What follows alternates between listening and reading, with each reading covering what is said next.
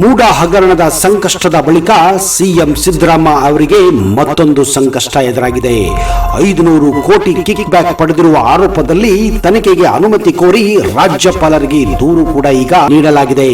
ಹೌದು, ರಾಮಗಢ್ ಮಿನರಲ್ಸ್ ಸೇರಿದಂತೆ 8 ಗಣಿ ಗುತ್ತಿಗೆಗೆ ನವೀಕರಣದಲ್ಲಿ ಸಿಎಂ ಸಿದ್ದರಾಮಯ್ಯ 2015ರಲ್ಲಿ ಸಿಎಂ ಆಗಿದ್ದಾಗ 500 ಕೋಟಿ ಕಿಕ್ ಬ್ಯಾಕ್ ಪಡೆದಿದ್ದಾಗಿ ಹೀಗೆಂದು ಆರೋಪಿಸಿ ಸಾಮಾಜಿಕ ಕಾರ್ಯಕರ್ತ ರಾಮಮೂರ್ತಿ ಗೌಡ ರಾಜ್ಯಪಾಲರಿಗೆ ಪತ್ರ ಬರೆದಿದ್ದಾರೆ. ಈ ಬಗ್ಗೆ ತನಿಖೆ ನಡೆಸಲು ಅನುಮತಿ ನೀಡುವಂತೆ ಮನವಿ ಕೂಡ ಮಾಡಿದ್ದಾರೆ. ನಿಜಕ್ಕೂ ಸಿದ್ದರಾಮಯ್ಯ ಈಗ ಇನ್ನೊಂದು ದೊಡ್ಡ ಸಂಕಷ್ಟದಲ್ಲಿ ಸಿಕ್ಕಿ ಹಾಕಿಕೊಳ್ಳಲಿದ್ದಾರೆ ಎಂದು ಹಲವಾರು ರಾಜಕೀಯ ವಿಶ್ಲೇಷಕರು ಇದನ್ನ ಹೇಳುತ್ತಿದ್ದಾರೆ.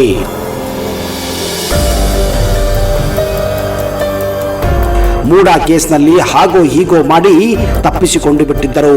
ಆದ್ರೆ ಈ 500 ಕೋಟಿ ಕಿಕ್ ಬ್ಯಾಕ್ ನಲ್ಲಿ 100% ಸಿಕ್ಕಿ ಹಾಕಿಕೊಳ್ಳುತ್ತಾರೆ ಅನ್ನೋದು ಖಚಿತ ಮಾಹಿತಿಯಾಗಿದೆ. 2015ರಲ್ಲಿ ಸಿದ್ದರಾಮಯ್ಯ ಅವರು ಮುಖ್ಯಮಂತ್ರಿಯಾದಾಗ 8 ಗಣಿಗಳ ಗುತ್ತಿಗೆ ನವೀಕರಣ ಮಾಡಿದ್ದರು. ಅಲ್ಲದೆ ಗಣಿ ಹಗರಣದಲ್ಲಿ ತನಿಖೆ ಎದುರಿಸುವ ಗಣಿ ಕಂಪನಿಗಳ ಹಲವು ವರ್ಷಗಳಿಂದ ಬಾಕಿ ಇದ್ದ ಲೈಸೆನ್ಸ್ ಕೂಡ ನವೀಕರಣ ಮಾಡಲು ಅನುಮತಿ ನೀಡಿದ್ದರು. ಅದು ಯಾವಾಗ ಮಾಡಿದ್ರು, ಏನ್ ಮಾಡಿದ್ರು, ಯಾರ್ಯಾರು ಏನೇನು ಕೊಟ್ಟರು ಗೊತ್ತಿಲ್ಲ ಸ್ವಾಮಿ. ಆದ್ರೆ ಆವಾಗ ಈ ವಿಷಯ ನಡೆದಿದ್ದು ನಿಜ ನಿಜ ನಿಜ. ಆದ್ರೆ ಈಗ ಆ ಭೂತ 2025ರಲ್ಲಿ ಸಿದ್ದರಾಮಯ್ಯ ಅವರನ್ನ ಮತ್ತೆ ಕಾಡುತ್ತಿದೆ. ಅಂದ್ರೆ ಸುಮಾರು 10 ವರ್ಷಗಳ ನಂತರ ಇದು ಭೂತದಂತೆ ಮತ್ತೆ ಕಾಡಲಿದೆ ಎಂದು ಹೇಳಲಾಗುತ್ತಿದೆ. ಆದರೆ ಇದರ ಹಿಂದೆ ಅವರದೇ ಪಕ್ಷದ ಕೆಲವು ಧುರೀಣರು, ಅವರಿಗೆ ಬೇಕಾದವರೇ ಈಗ ಬೇಡವಾಗಿ ಸಿದ್ದರಾಮಯ್ಯ ವಿರುದ್ಧ ನಿಂತಿದ್ದಾರೆ ಎನ್ನುವ ಮಾಹಿತಿ ಇದೆ. ಕೆಲವರು ಇವರ ವಿರುದ್ಧವೇ ಪಿತೂರಿ ನಡೆಸಲಾಗುತ್ತಿದೆ ಎನ್ನುವ ಮಾಹಿತಿ ಕೂಡ ಇದೆ. ಹಾಗಾದ್ರೆ ಆ ವ್ಯಕ್ತಿಗಳು ಯಾರು ಅಂತ ಪದೇ ಪದೇ ನಾವು ಹೇಳಬೇಕಾಗಿಲ್ಲ. ಅರ್ಥ ಮಾಡಿಕೊಳ್ಳುವವರಿಗೆ ಅರ್ಥವಾಗಿ ಬಿಟ್ಟಿದೆ ಅಂತ ನನ್ನ ಅನಿಸಿಕೆ. ಹೀಗೆ ನವೀಕರಣ ಮಾಡಿಕೊಟ್ಟಿದ್ದಕ್ಕೆ ಸಿದ್ದರಾಮಯ್ಯ ಸುಮಾರು 500 ಕೋಟಿ ಕಿಕ್ ಬ್ಯಾಕ್ ಪಡೆದಿದ್ದಾರೆ ಎಂದು ಆರೋಪಿಸಿರುವ ಸಾಮಾಜಿಕ ಕಾರ್ಯಕರ್ತ ರಾಮಮೂರ್ತಿ ಗೌಡರು ಈ ಬಗ್ಗೆ ತನಿಖೆಗೆ ನಿರ್ದೇಶಿಸಿ ಅನುಮತಿ ನೀಡುವಂತೆ ರಾಜ್ಯಪಾಲರಿಗೆ ಈಗಾಗಲೇ ದೂರು ಕೊಟ್ಟಾಗಿದೆ. ನಿಮಗೆಲ್ಲ ಗೊತ್ತಿರುವ ಹಾಗೆ ರಾಜ್ಯಪಾಲರು ಈಗ ಇದರ ಮೇಲೆ ನಿರ್ಧಾರ ಮಾಡಬೇಕಾಗಿದೆ. ಒಂದು ವೇಳೆ ಅವರೇನಾದರೂ ಅನುಮತಿ ಕೊಟ್ಟರೆ ಸಿದ್ದರಾಮಯ್ಯಗೆ ಸಂಕಷ್ಟ ತಪ್ಪಿದ್ದಲ್ಲ. ಕೇವಲ ಇನ್ನು ಕೆಲವೇ ತಿಂಗಳು ಅವರು ಸಿಎಂ ಆಗಿ ಉಳಿಯಬಹುದು ಅನ್ನುವ ಮಾತುಗಳು ಈಗಾಗಲೇ ರಾಜಕೀಯ ವಲಯದಲ್ಲಿ ಸೌಂಡ್ ಮಾಡಲು ಪ್ರಾರಂಭಿಸಿವೆ.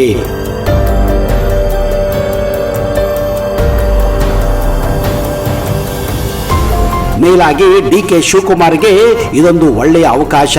ಸಿದ್ದರಾಮಯ್ಯ ಅವರನ್ನ ಸಿಎಂ ಪೋಸ್ಟ್ ನಿಂದ ಕೆಳಗಿಳಿಸಿ ತಾವು ಮುಖ್ಯಮಂತ್ರಿ ಆಗಬೇಕೆನ್ನುವುದಕ್ಕೆ ಇದೊಂದು ಒಳ್ಳೆಯ ಅಸ್ತ್ರ ಎಂದು ಕೂಡ ಹೇಳಲಾಗಿದೆ. ನರೇಂದ್ರ ಮೋದಿ ಅವರಿಗೆ ಕೂಡ ಈ ವಿಷಯವನ್ನ ಕಾಂಗ್ರೆಸ್ ಪಕ್ಷದವರೇ ಹೇಳಿಕೊಟ್ಟಿದ್ದಾರೆ ಎನ್ನುವ ಮಾತುಗಳು ಕೂಡ ಕೇಳಿ ಬರುತ್ತಿವೆ. ಇದರಲ್ಲಿ ಯಾರು ಸ್ನೇಹಿತರು, ಯಾರು ದುಶ್ಮನಗಳು ಅನ್ನೋದು ರಾಜಕೀಯ ವಲಯದಲ್ಲಂತೂ ಗೊತ್ತಾಗೋದಿಲ್ಲ ಸ್ವಾಮಿ.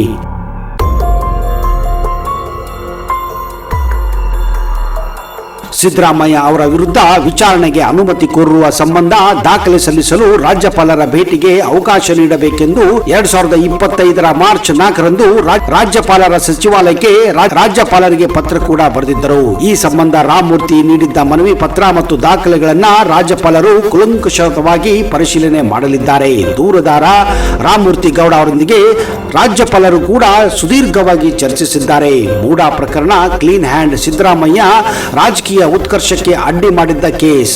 ಈ ಪ್ರಕರಣದಲ್ಲಿ ಸಿಎಂ ಸಿದ್ದರಾಮಯ್ಯಗೆ ಲೋಕಾಯುಕ್ತ ಕೂಡ ಕ್ಲೀನ್ ಚಿಟ್ ನೀಡಿದರೂ ಜಾರಿ ನಿರ್ದೇಶನಾಲಯ ಮಾತ್ರ ಬೆನ್ನು ಬಿಡದೆ ಕಾಡುತ್ತಿದೆ. ಈ ನಡುವೆ ಗುತ್ತಿಗೆಯ ನವೀಕರಣಕ್ಕೆ 500 ಕೋಟಿ ಕಿಕ್ ಬ್ಯಾಕ್ ಆರೋಪ ಮತ್ತೊಂದು ಹಗರಣ ಸಿಎಂಗೆ ಮುಳ್ಳಾಗುವಂತೆ ಕಾಣುತ್ತಿದೆ.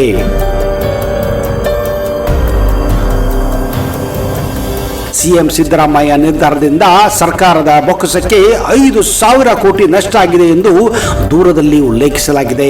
ಸಿಎಂ ಸಿದ್ದರಾಮಯ್ಯ ವಿರುದ್ಧ ಭ್ರಷ್ಟಾಚಾರ ಪ್ರತಿಬಂಧಕ ಕಾಯ್ದೆ 1988ರ ಸೆಕ್ಷನ್ 7, 9, 11, 12 ಮತ್ತು 15 ಅಡಿ ಪ್ರಾಸಿಕ್ಯೂಷನ್ಗೆ ಅನುಮತಿ ಕೊಡಿ ಎಂದು ಮನವಿ ಕೂಡ ಮಾಡಲಾಗಿದೆ.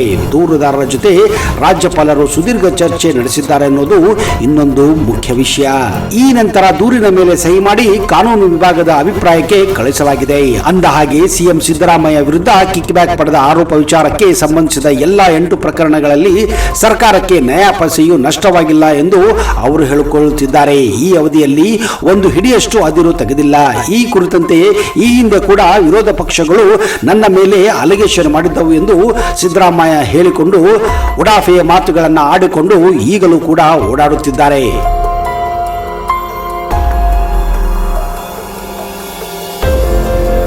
2015ಕ್ಕಿಂತ ಮೊದಲು ಅಸ್ತಿತ್ವದಲ್ಲಿದ್ದ MMDR 1957ರ ಕಾಯ್ದೆಯಲ್ಲಿ ನವೀಕರಣವು 20 ವರ್ಷಗಳ ಅವಧಿಗೆ ಅನ್ವಯವಾಗಿತ್ತು. ಅದರ ಪ್ರಕಾರ ಸರ್ಕಾರವು ಗಣಿಗುತ್ತಿಗೆ ನವೀಕರಣಕ್ಕೆ ಫಾರೆಸ್ಟ್ ಕ್ಲಿಯರೆನ್ಸ್ ಅನ್ನು ಪಡೆದುಕೊಳ್ಳುವ ಸಲುವಾಗಿ ಮಾತ್ರ ಷರತ್ತುಬದ್ಧ ತಾತ್ವಿಕ ಅನುಮೋದನೆ ನೀಡಿತ್ತು ಎಂದು ಸಿದ್ದರಾಮಯ್ಯ ಹಾಗೂ ಅವರ ತಂಡ ಹೇಳಿಕೊಳ್ಳುತ್ತಿದೆ ಅಷ್ಟೇ.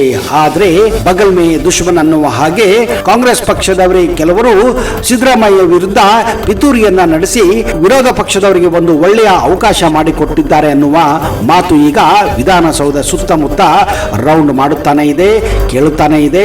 ಈ ಸುದ್ದಿ ಕೂಡ ಈಗ ನ್ಯೂಸ್ ಪೇಪರ್ಗಳಲ್ಲಿ ಹಾಗೂ ನ್ಯೂಸ್ ಚಾನೆಲ್ಗಳಲ್ಲಿ ಭಾರಿ ಚರ್ಚೆಗೆ ಒಳಗಾಗಿದೆ.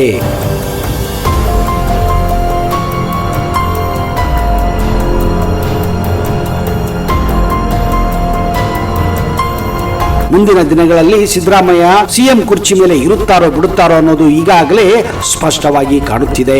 ಆದ್ರೆ ಸಿದ್ದರಾಮಯ್ಯಗೆ ಶಾಕ್ ಆಗಿರೋದು ಮಾತ್ರ ನಿಜ ಅಂತ ಎಲ್ಲರೂ ಅವರ ಆಪ್ತರೇ ಹೇಳುತ್ತಿದ್ದಾರೆ. ಮುಂದಿನ ದಿನಗಳಲ್ಲಿ ಕಾಯ್ದು ನೋಡಬೇಕು. ಅದರ ಬಗ್ಗೆ ಮಾಹಿತಿಯನ್ನ ಮುಂದಿನ ಸಂಚಿಕೆಯಲ್ಲಿ ಕೊಡುತ್ತೇನೆ.